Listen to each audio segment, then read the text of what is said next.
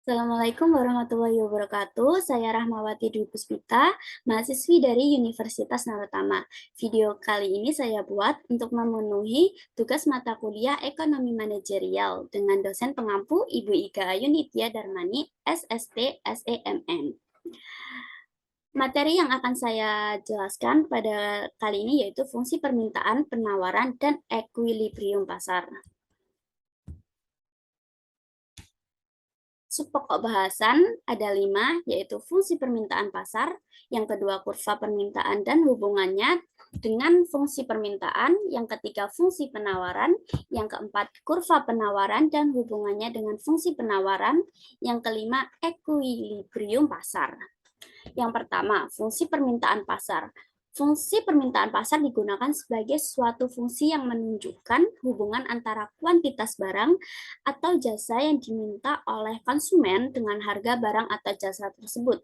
Fungsi permintaan merupakan kajian matematis yang digunakan untuk menganalisa perilaku konsumen dan harga barang atau jasa tersebut. Fungsi permintaan mengikuti hukum permintaan, yaitu apabila harga suatu barang naik, maka permintaan barang tersebut juga menurun. Dan sebaliknya, apabila harga barang turun, maka permintaan akan barang tersebut meningkat. Jadi hubungan antara harga dan jumlah barang yang diminta oleh konsumen memiliki hubungan yang terbalik, sehingga gradien dari fungsi permintaan akan selalu negatif. Nah, yang kedua, kurva permintaan dan hubungannya dengan fungsi permintaan. Kurva permintaan adalah suatu kurva yang menggambarkan sifat hubungan antara suatu barang dan jumlah barang tersebut yang diminta oleh para pembeli. Nah, yang sebelah kiri merupakan kurva dari permintaan. Jadi, kurva permintaan itu dari kiri ke kanan atas. Kenapa? Karena apabila harga dengan harga 700, maka permintaannya cuma 400, dan apabila harga turun menjadi 200, permintaannya sangat meningkat menjadi 900. Seperti itu. Nah, fungsi permintaan itu faktor-faktor yang mempengaruhi permintaan ada QD, F, dalam kurung PQ, PS, TI, Y, SD, di mana QD merupakan jumlah barang yang diminta, PQ harga barang itu sendiri, PSI harga barang substitusi, I sama dengan 1,2, N. Y itu merupakan pendapat, S selera, D jumlah penduduk. Di antara faktor-faktor yang mempengaruhi permintaan yaitu harga barang itu sendiri, harga barang-barang lain yang bersifat substitutif terhadap barang tersebut. Yang ketiga yaitu pendapatan rumah tangga atau pendapatan masyarakat. Yang keempat, selera seseorang atau masyarakat. Yang kelima merupakan jumlah penduduk. Sepengaruh faktor-faktor selain harga barang itu sendiri terhadap perubahan permintaan suatu barang yang dipengaruhi oleh faktor-faktor selain harga barang itu sendiri akan ditunjukkan oleh pergeseran kurva permintaan ke kiri atau ke kanan. Pergeseran ke kiri menunjukkan penurunan jumlah permintaan, sedangkan pergeseran ke kanan merupakan peningkatan jumlah permintaan. Nah, yang ketiga, fungsi penawaran.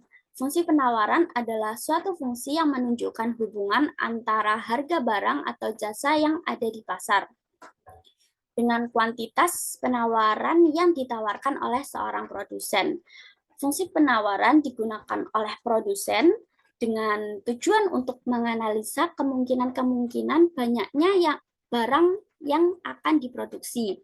Bila harga naik dengan asumsi ceteris paribus atau faktor-faktor lain dianggap tetap, maka jumlah barang yang ditawarkan akan naik. Lalu sebaliknya, apabila harga barang menurun, jumlah barang yang ditawarkan juga menurun. Jadi dalam fungsi penawaran, antara harga barang dan jumlah barang yang ditawarkan oleh produsen memiliki hubungan positif. Karenanya gradien B dari fungsi penawaran selalu positif. Nah, yang keempat yaitu kurva penawaran hubungan dengan fungsi penawaran. Kurva penawaran adalah kurva yang menunjukkan hubungan antara tingkat harga barang tertentu dan jumlah barang tersebut yang ditawarkan oleh penjual. Seperti gambar kurva yang ada sebelah kanan, apabila harga 200, maka penawarannya hanya 300 barang.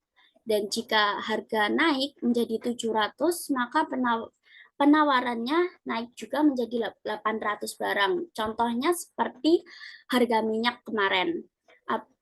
Harga minyak menjadi lambung tinggi, namun penawarannya di berbagai supermarket menjadi naik juga.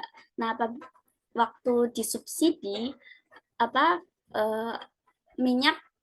minyak menjadi turun, namun juga menjadi langka juga karena penawarannya diturunkan juga seperti itu. Jadi ketika waktu harga naik, harga minyak tidak subsidi lagi, di supermarket minyak menjadi melimpah lagi seperti itu.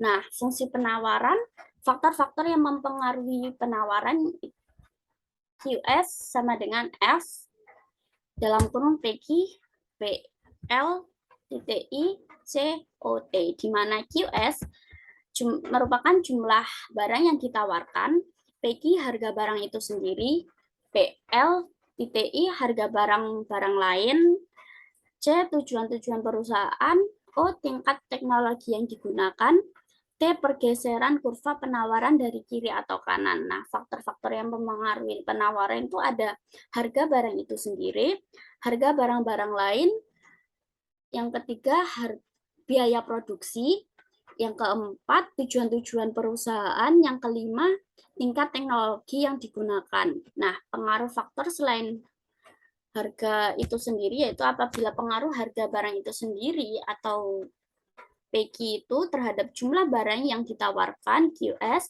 ditunjukkan oleh gerakan tarik naik turun di sepanjang kurva penawaran. Maka untuk pengaruh harga barang-barang lain atau PI, biaya produksi C, tujuan-tujuan perusahaan O, dan teknologi T ditunjukkan oleh pergeseran kurva penawaran ke kiri atau ke kanan. Yang kelima, equilibrium pasar. Keseimbangan pasar, equilibrium pasar atau juga bisa dijelaskan keseimbangan pasar merupakan sebuah kondisi di mana ketika terjadi keseimbangan antara jumlah produk atau jasa yang diminta maupun yang ditawarkan dalam harga tertentu, proses ini berguna dalam menentukan kurva keseimbangan akan tetap stabil atau tidak. Kurva tersebut dapat dikalkulasikan dengan rumus keseimbangan. Dalam arti lain, kondisi keseimbangan juga menjelaskan adanya kesamaan antara harga yang ditawarkan produsen dan produk yang diminta konsumen. Jika keseimbangan dalam pasar telah tercapai, semua harga akan cenderung stabil. Itulah yang dikenal dengan sebutan keseimbangan harga. Ketika titik keseimbangan tercapai, maka harga akan cenderung tetap. Jika permintaan lebih tinggi dari penawaran, maka harga juga akan naik. Begitupun sebaliknya, bila penawaran lebih kuat dari permintaan, maka harga akan turun. Fungsi keseimbangan pasar yaitu yang pertama, membantu penjual menentukan penawaran. Yang kedua, memberikan stimulus pada pengusaha untuk berinovasi karena perubahan permintaan. Yang ketiga, membantu produsen menentukan jenis barang yang akan diproduksi. Yang keempat, menentukan teknologi yang tepat untuk proses produksi. Yang kelima, menunjukkan bagaimana perubahan kebutuhan masyarakat. Yang keenam, menentukan pembagian hasil produksi. Selanjutnya, rumus menghitung keseimbangan pasar sebagai berikut, yaitu QD sama dengan QS, PD sama dengan PS, di mana QD merupakan jumlah barang yang diminta, QS jumlah barang yang ditawarkan, PD harga barang yang diminta, PS harga barang yang ditawarkan. Nah, kurva keseimbangan pasar seperti gambar di samping, yaitu P merupakan harga, Q merupakan kuantitas atau jumlah barang, D yang D yang garis biru merupakan garis permintaan, sedangkan yang S yang garis merah merupakan garis penawaran. Nah, di tengah-tengah garis D antara S merupakan titik equilibrium. Nah, pada gambar kurva tersebut, titik keseimbangan pasar terjadi pada titik 4,30 yang artinya barang terjual ketika pembeli bersedia membayar senilai harga 30 untuk 4 buah barang milik penjual. Seperti itu. Nah, berikut 5 faktor yang mempengaruhi harga keseimbangan pasar. Ada 5, yaitu yang pertama permintaan meningkat namun jumlah barang atau jasa terbatas. Yang kedua, jumlah barang atau jasa meningkat namun daya beli pembeli rendah. Dan yang ketiga, tinggi rendahnya biaya produksi. Yang keempat, prediksi di masa depan dari produsen atau konsumen. Yang kelima, merupakan produsen mengetahui selera konsumen. Nah, sekian penjelasan dari saya. Mungkin ada kurangnya, mohon maaf. Terima kasih.